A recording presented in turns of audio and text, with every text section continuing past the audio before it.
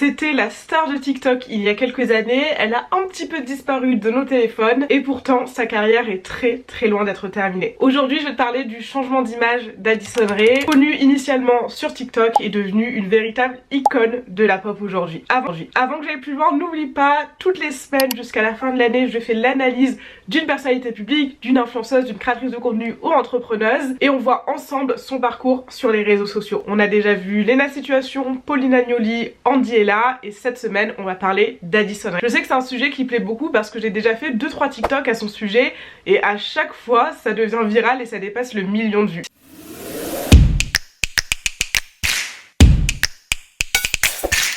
Si jamais tu ne la connais pas du tout et tu n'en as jamais entendu parler, Addison Rae, c'est une jeune femme qui s'est fait initialement connaître sur TikTok pendant la période du confinement. Elle faisait partie de ces premières superstars de TikTok, on va dire. Elle a complètement explosé en 2020-2021. Premièrement de son côté, toute seule, mais aussi dans un second temps parce qu'elle a rejoint ce qu'on appelait la Hype House, une maison de créateurs de contenu, de TikTokers assez jeunes aux US qui faisaient énormément parler. C'était devenu littéralement les superstars, tout le monde en parlait, tout le monde les voyait.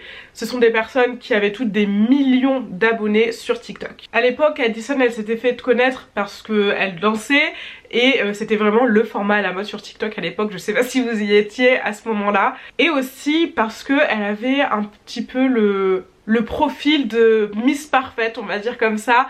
Comme ils disent aux US, un petit peu les girls next door, la jolie américaine, sportive, à qui tout réussit, très jolie, qui vient d'une famille assez aisée et clairement elle en faisait rêver plus d'une. Je pense que tout a pris un tournant quand il y a eu un petit ou gros drama avec son père. C'était même pas directement lié à Addison mais malheureusement à ses parents. Donc, on va pas rentrer dans les détails du drama, c'est pas le but de ma chaîne, mais concrètement son père a été voilà, vu avec des femmes beaucoup plus jeunes, à la limite je crois de la majorité, donc forcément ça a fait un petit peu scandale. Addison ne s'était pas déclarée sur le sujet à l'époque, mais on avait remarqué qu'elle s'était éloignée de son père parce que quelque chose aussi de très important et qu'on remarque souvent dans les personnalités à succès sur les réseaux sociaux, elle s'était beaucoup affichée avec sa famille.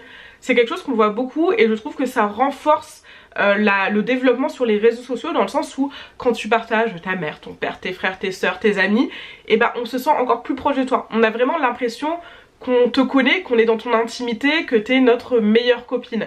Alors évidemment il faut le faire à ses risques et périls parce que voilà, t'affiches littéralement tout ton entourage.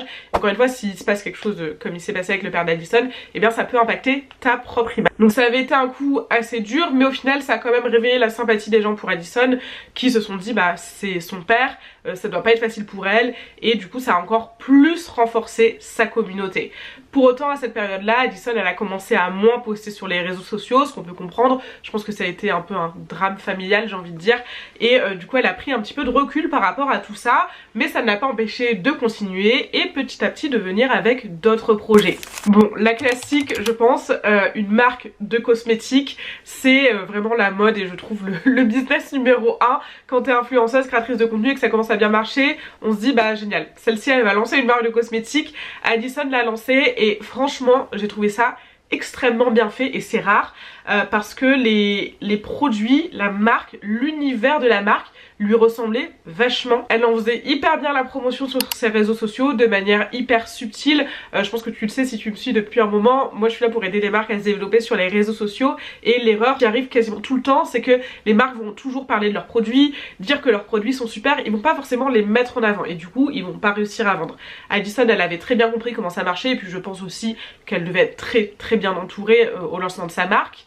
Donc elle mettait souvent en avant ses produits, ça donnait envie d'acheter. Je pense que ça a assez bien marché d'ailleurs. Il y a beaucoup d'influenceuses créatrices de contenu qui ont lancé des marques, des business et ça a été un véritable flop. Alors je pense, pour comparer du coup à Charli D'Amelio qui est pareil une tiktokeuse de la même génération d'Addison, qui avait sorti une marque de chaussures, une ligne de chaussures, et ça avait été mais un flop total parce que rien à voir avec son image. Pour le coup, rien à voir et les gens n'ont pas compris et du coup les gens n'ont pas acheté parce que les gens de sa communauté ils se retrouvaient pas du tout dans ce produit. Alors que là avec Addison, ses produits, sa marque, on ressentait vraiment en tout cas son univers, sa personnalité, même si évidemment hein, faut s'en douter à ce niveau là, c'est pas elle qui a été créé les produits, c'est pas elle qui a été sourcée toutes les matières, mais en tout cas l'équipe marketing de sa marque avait très bien fait le travail et on ressentait l'univers d'Addison. Deuxième projet parallèle dans lequel elle s'est lancée, pareil un petit peu classique et cliché, c'est les films. Elle avait joué dans un film, je crois que c'était Netflix.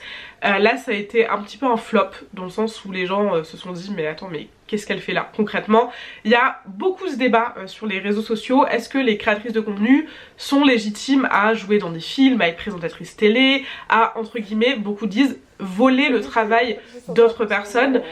Bon après il faut comprendre que voilà c'est le jeu, les gens de Netflix savaient très bien qu'en prenant Addison ils allaient avoir plus de vues concrètement sur leur film parce que les gens connaissaient Addison, donc voilà faut se dire que c'est le jeu, mais je peux comprendre que les artistes peuvent avoir du mal avec cette notion. Bon le film n'a pas été un véritable succès, c'est un peu le cliché des téléfilms Netflix, films américains clichés où il se passe pas grand chose, mais toujours divertissant à regarder si t'as rien à faire le soir. Elle avait été pour le coup assez critiquée à ce moment là, au lancement de sa marque pas vraiment, et les gens se disaient que c'était le début de sa chute, le début du flop d'Addison Rae, qu'elle allait pas trop réussir à se relever parce qu'entre temps elle avait aussi beaucoup ralenti les réseaux sociaux. Bon alors déjà je tiens à préciser, il faut quand même pas trop se faire de soucis pour les gens comme ça. Niveau finance, je pense que même si elle arrête de travailler aujourd'hui, elle a aucun souci à se faire pour son avenir, donc ne nous faisons pas de soucis. Si jamais un jour elle flop, elle sera toujours très aisée et ça c'est le principal.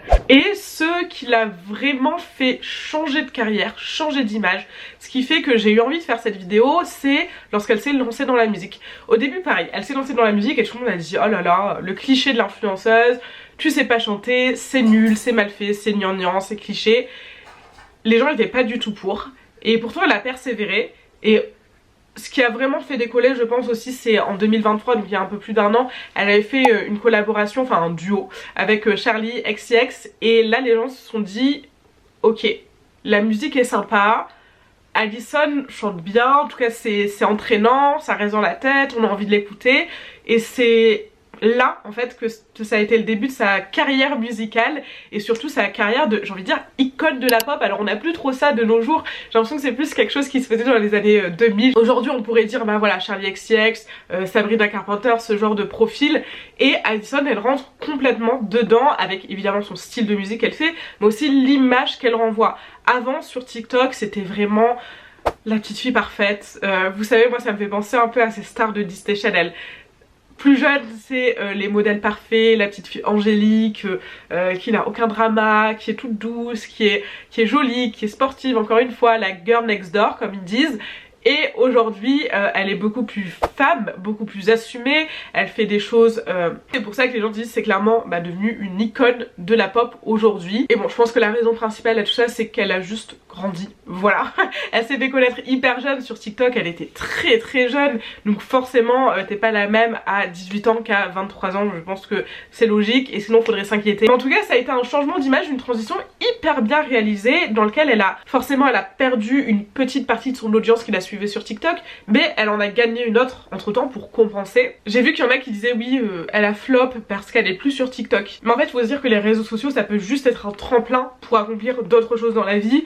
T'es pas forcément obligé d'être sur les réseaux sociaux toute ta vie, surtout quand tu commences hyper jeune, encore une fois forcément tu vas évoluer. Là je voulais vraiment parler d'Addison parce que je trouve que un changement d'image sous les feux des projecteurs on va dire, c'est pas facile à gérer parce que t'as toujours des gens qui vont dire oui je préférais avant, alors il y en a qui le font évidemment, mais oui je préférais avant, qui vont un peu t'empêcher d'évoluer parce qu'ils vont te mettre dans cette case. Elle a vraiment réussi à sortir de cette case je suis la tiktokeuse toute mignonne, toute voilà un petit peu cliché et un petit peu gnangnan on va dire, et elle a réussi à se créer une autre image complètement différente de ce pourquoi elle s'était fait connaître, tout en gardant sa notoriété et tout en assurant son succès, clairement, disons-le. C'est une jeune femme qui a connu beaucoup de succès. J'espère que cette vidéo t'a plu, comme d'habitude pense bien t'abonner et on se donne rendez-vous mercredi prochain pour une nouvelle vidéo.